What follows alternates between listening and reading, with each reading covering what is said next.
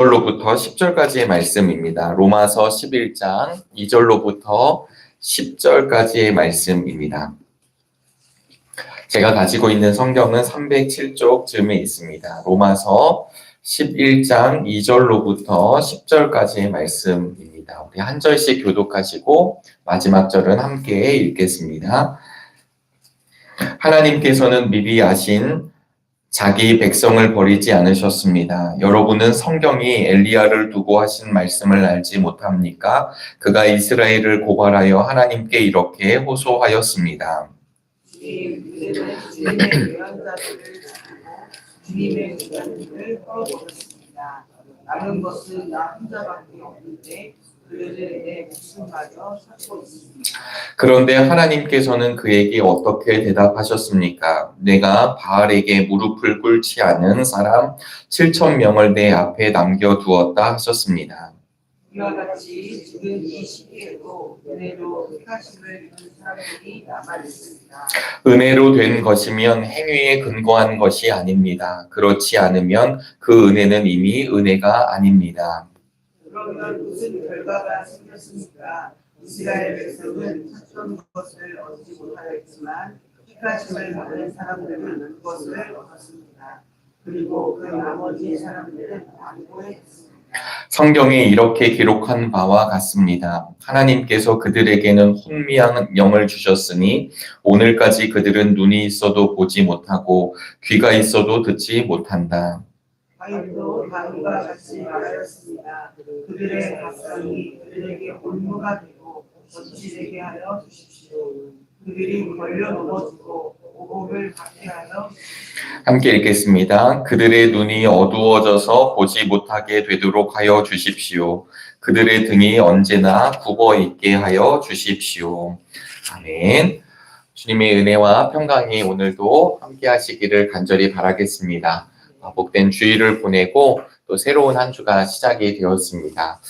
이미 봄이 왔지만 또 매서운 추운 날씨가 계속되고 있는데요. 그럼에도 불구하고 이미 찾아온 봄이 우리의 마음 가운데, 우리의 심령 가운데 가득하게 되시기를 간절히 바라겠습니다.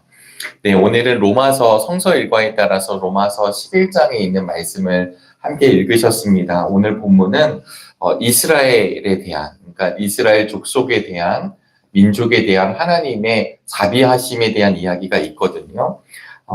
그런데 이 자비하심을 누구의 근거로 이야기를 하냐면 바울 자신의 경험을 가지고 이야기를 하고 있습니다. 사도 바울은 로마서 9장과 10장에서 예수 그리스도를 거부한 이스라엘의 불순종, 불신앙을 이제 지적을 하게 됩니다. 주님을 받아들이지 못했던 자신의 민족, 자신의 동족에 대한 이야기입니다. 그런데 반면에 이방인들은 예수님을 그리스도로, 구원자로 영접하여 믿음으로 말미암아 구원을 받은 이야기를 로마서를 통해 계속해서 이야기하고 있습니다. 그럼 우리가 어떤 생각을 가질 수 있냐면 이스라엘은 예수님을 받아들이지 못하고 이방인들은 예수님을 받아들였으니까 이스라엘 민족은 이제 아무것도 아닌 존재가 되었는가라고 하는 물음이 있을 수 있겠죠. 오늘 저희들은 2절부터 이제 성서 일과가 주어진 본문이 2절이지만 1절부터 사실은 좀 보게 되면 바울이 자문자답을 하기 시작합니다. 네, 1절 말씀을 함께 읽어보도록 하시겠습니다. 그러면 내가 묻습니다. 하나님께서 자기 백성을 버리신 것은 아닙니까? 그럴 수 없습니다. 나도 이스라엘 사람이요 아브라함의 후손이요 베냐민 지파에 속한 사람입니다. 아멘. 네, 그러니까 이스라엘 백성들이 예수님을 받아들이지 못한 것을 분명하게 지적을 했지만 1절과 같이 자문자답을 하는 거죠. 그럼 이스라엘의 하나님이 아니신 겁니까?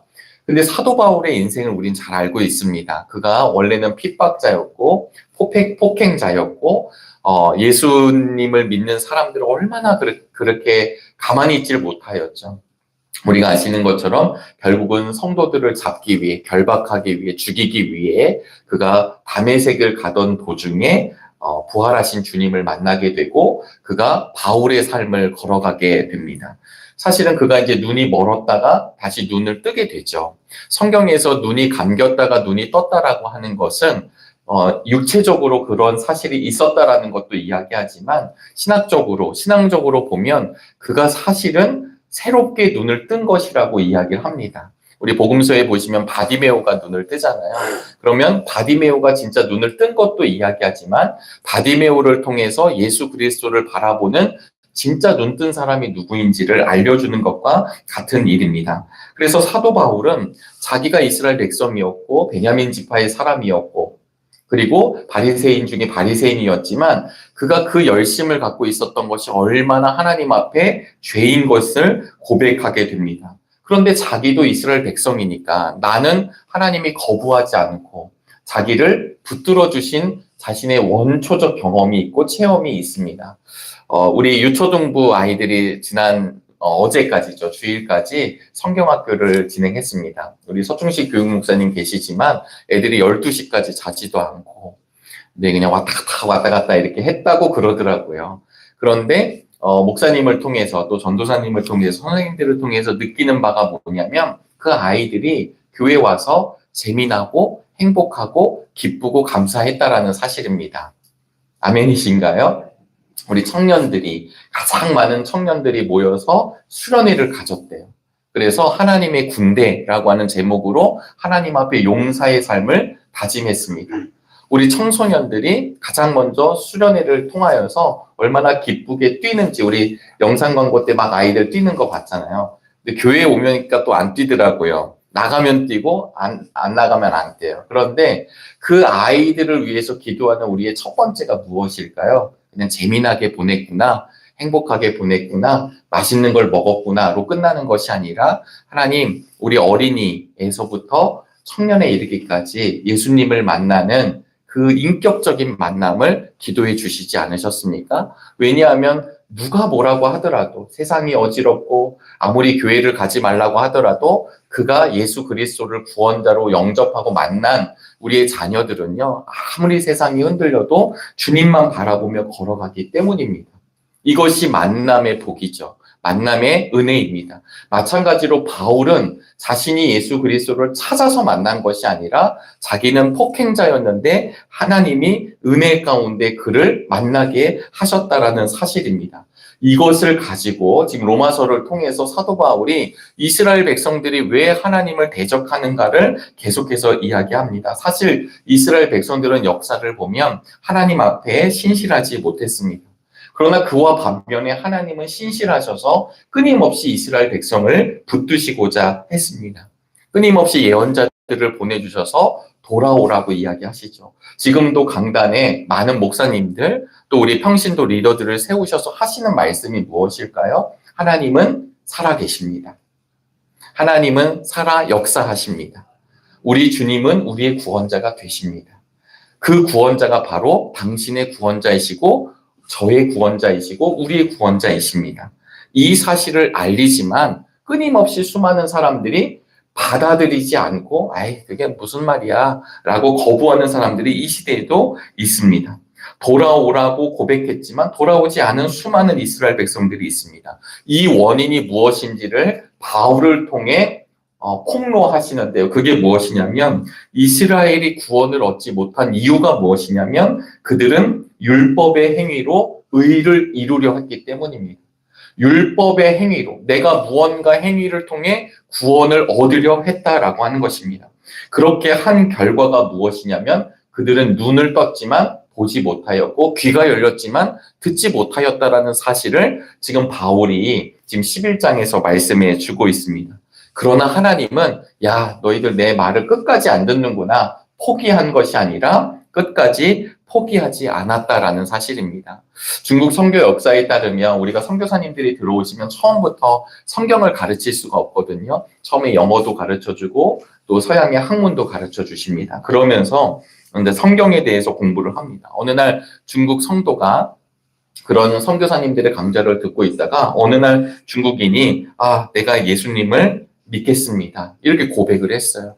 그랬더니 선교사님이 얼마나 기뻤을까요? 그래서 뭐라고 선교사님이 얘기했냐면 성경 공부를 하시다가 예수님을 발견하셨습니까? 이렇게 물었어요. 그랬더니 그 중국인이 뭐라고 이야기를 했냐면 아니요, 발견한 것이 아니라 예수님이 나를 찾아와 주셨습니다. 이 말이 이제 유명하게 우리 중국 선교 역사의 이야기가 나옵니다. 바로 이런 상태를 뭐라고 얘기하냐면 선택받은 자다. 이렇게 이야기를 합니다.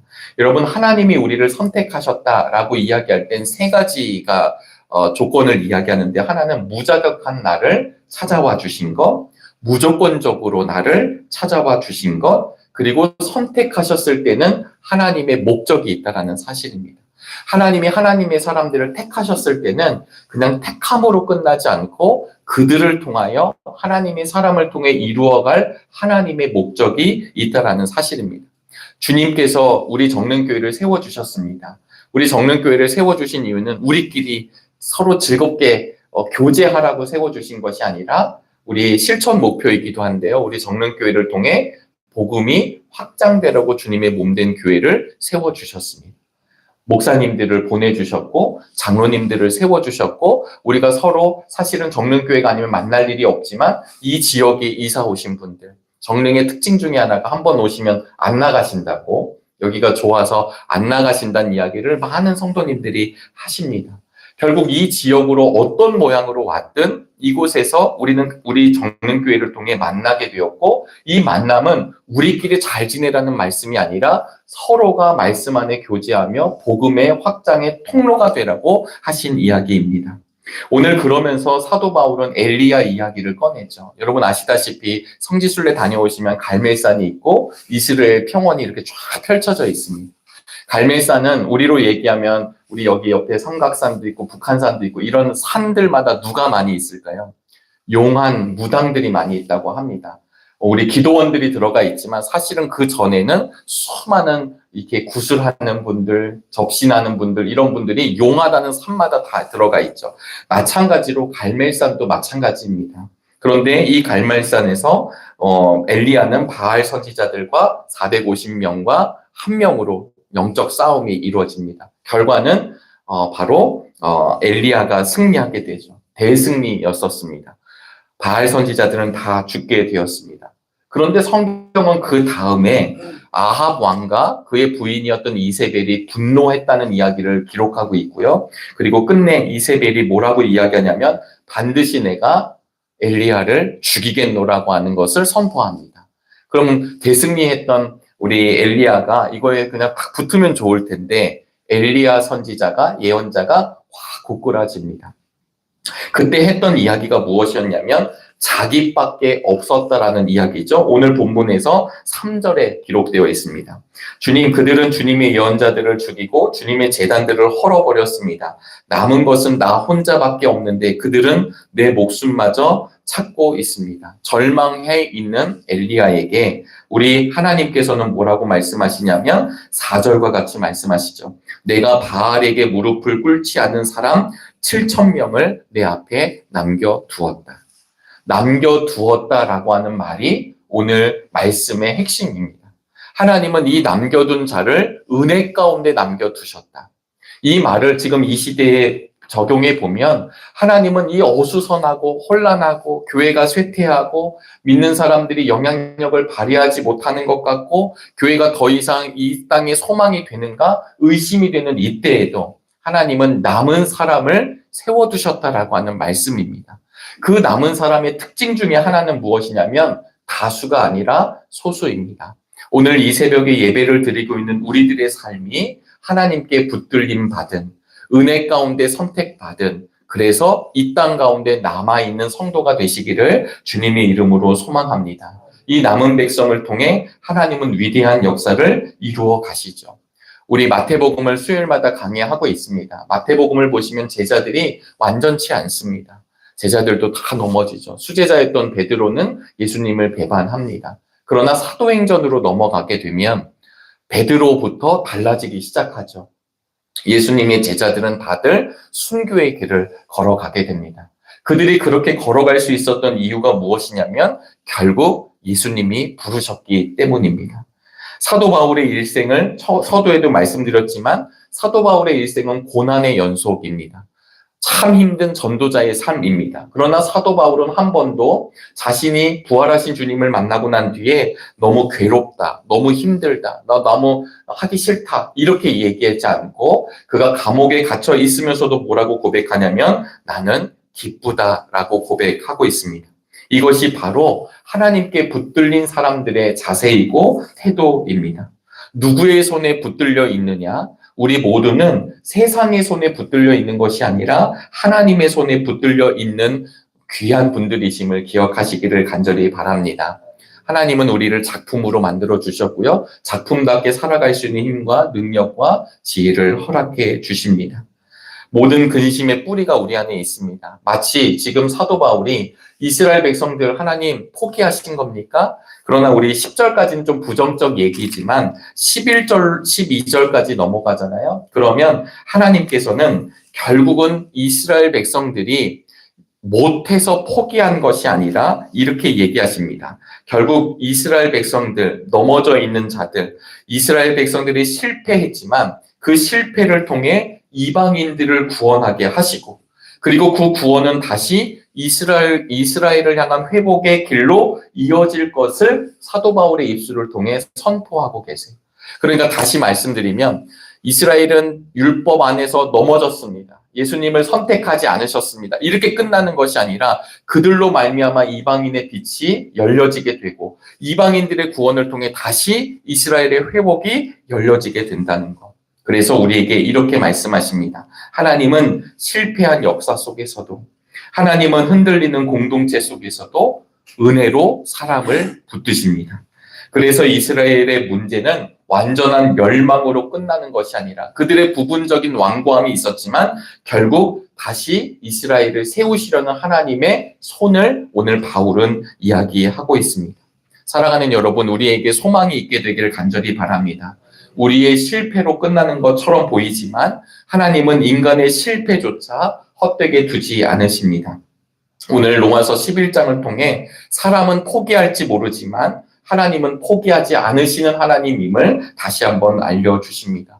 혹여나 우리의 삶 가운데 여러 가지 문제로 절망하거나 좌절하거나 넘어져 계실 때가 있으십니까? 그러나 그럴 때도 우리의 그 좌절까지도 선용하시고 사용하시는 합력하여 선을 이루시는 하나님을 바라보는 믿음의 날이 되시기를 주의 이름으로 축원합니다. 기도하시겠습니다. 하나님 참으로 감사합니다. 오늘도 귀한 날 허락하여 주셔서 하나님의 은혜의 자리 안에 놓이게 하심을 감사합니다. 이 시대에 우리 믿음의 성도들을 하나님의 남은 자로 남겨두셨음을 믿습니다. 그것은 우리의 노력이나 자격이 아니라 오직 하나님의 은혜임을 고백하는 우리 모두가 되도록 인도하여 주옵소서. 특별히 2026년도를 열어주셨습니다. 하나님, 우리 교회를 통하여 또 믿음의 공동체를 통하여 또 오늘 함께 예배드리는 우리 믿음의 성도들을 통하여 이루어갈 하나님의 원대한 계획을 이루어드리는 믿음에 순종하는 자들이 되도록 인도하여 주옵소서. 그리하여 선택받았다라는 사실로만 그치는 것이 아니라 선택받았기에 하나님의 목적을 당연히 이루어드리는 믿음의 성도들이 되도록 인도하여 주옵소서. 그리하여 멈추지 않게 하여 주시고 넘어지지 않게 하여 주시고 다시금 주의 손을 붙잡아 전진하는 은혜와 역사를 허락하여 주시옵소서. 이 한 주간도 우리 정릉교회 예배와 사역들이 있습니다. 하나님 기름 부어주시고 인도하여 주시어서 하나님 기뻐하시는 사역이 되도록 축복하여 주옵소서. 우리 연약한 자들, 환우들 계십니다. 회복을 앞둔 우리 믿음의 성도들 계십니다. 여호와 라파 치료하시는 하나님의 손을 붙잡게 하여 주시옵소서. 오늘도 중보기도 할 때, 오늘도 우리의 기도 제목을 올릴 때 하늘의 문을 열어 응답으로 더하여 주실 줄로 믿으며 살아계신 예수 그리스도의 이름으로 기도드리옵나이다. 아멘. 하늘에 계신 우리 아버지여, 이름이 거룩히 여김을 받으시오며 나라가 임하시오며 뜻이 하늘에서 이루어진 것 같이 땅에서도 이루어지다. 오늘 우리에게 일용할 양식을 주시옵고 우리가 우리에게 죄 지은 자를 사하여 준 것 같이 우리의 죄를 사하여 주시옵고 우리를 시험에 들게 하지 마시옵고 다만 악에서 구하시옵소서. 나라와 권세와 영광이 아버지께 영원히 있사옵나이다. 아멘.